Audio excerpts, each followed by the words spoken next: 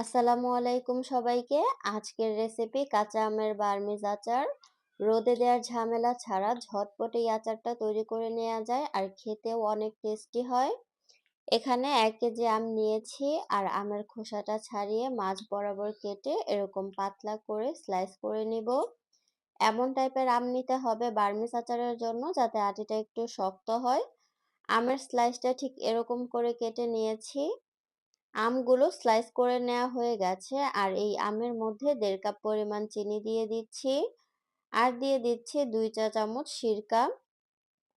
এখন এই চিনির সাথে আমের টুকরাগুলো খুব ভালোভাবে নেড়েচেড়ে মিশিয়ে নিচ্ছি আর এটা রেস্টে দিয়ে দিব প্রায় 1 ঘন্টার জন্য। 1 ঘন্টার মধ্যে চিনিটা পুরোপুরি গলে যাবে।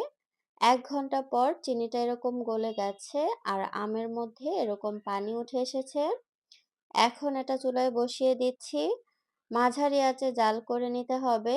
যখন এরকম ফুটতে শুরু করবে মাঝে মাঝে একটু নেড়েচেড়ে দিব। এরপর সুন্দর একটা কালার আনার জন্য দিয়ে দিচ্ছি 1/4 চা চামচ হলুদের গুঁড়া আর 1/4 চা চামচ মরিচের গুঁড়া আর দিয়ে দিচ্ছি 1/2 চা চামচ লবণ। এখন এগুলো খুব ভালোভাবে নেড়েচেড়ে মিশিয়ে নিচ্ছি। খুব আলতো হাতে এগুলো নাড়াচাড়া করতে হবে, না হলে আচারগুলো ভেঙে যেতে পারে। যখন আচার থেকে পানি অনেকটা শুকিয়ে আসবে আর আমগুলো এরকম স্বচ্ছ দেখা যাবে তখন এখানে দিয়ে দিব 1/2 চা চামচ পাঁচফোড়ন। পাঁচফোড়নটা আমি তেলে হালকা গুঁড়ো করে নিয়েছি। আর সবশেষে এখানে দিয়ে দিচ্ছি 1 চা চামচ চিলি ফ্লেক্স। এখন হালকা হাতে এগুলো মিশিয়ে নিচ্ছি। এরপর চুলা থেকে নামিয়ে নিব। এই কাঁচা আমের বার্মিজ আচারটা খুবই কম সময়ে আর কম উপকরণে তৈরি করে নেওয়া যায় আর খেতেও অনেক বেশি মজার হয়। তাই একটু বেশি করে তৈরি করে রেখে দিবেন যেন সারা বছর জুড়ে কক্সবাজারের সেই বার্মিজ আচারের স্বাদ নিতে পারেন ঘরে বসেই।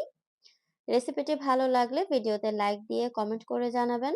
সেই সাথে পেজটিকে ফলো দিয়ে চ্যানেলটিকে সাবস্ক্রাইব করে পাশেই থাকবেন। পরবর্তী ভিডিও দেখার আমন্ত্রণ জানিয়ে বিদায় নিচ্ছি। আল্লাহ হাফেজ।